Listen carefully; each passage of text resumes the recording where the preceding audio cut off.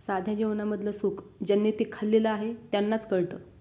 ना मसाल्यांचा ढीग, ना कुठला तामझाम, पण तितकंच पौष्टिक. इथे मी वांगे स्वच्छ धुवून प्लस आकारामध्ये कट करून घेतले. सर्व वांगी छान चेक करून घ्यायची, किडकी तर नाही आहेत ना. वरतून थोडंसं तेल टाकून छान वांग्यांना लावून घेतलं. खरं तर हे वांगे चुलीमध्ये भाजायला पाहिजे, पण ते काही माझ्याकडे अवेलेबल नाही. तुमच्याकडे असेल तर जरूर भाजा. भाजताना 5-6 लसूण पाकळ्या वांग्यामध्ये घातल्या आणि मंद आचेवर हे वांगे छान खरपूस असे भाजून घेतले. छान आलटी-पलटी करत हे वांगे भाजले. वांगे भाजायला थोडासा वेळ लागतो, पण मंद आचेवरच हे भाजायचे. वांगे भाजले की थंड करून याच्यावरची साल काढून घ्यायची. वांगे थंड झाले की साल पटकन निघते. नंतर स्मॅशरने याला असं छान स्मॅश करून घेतलं.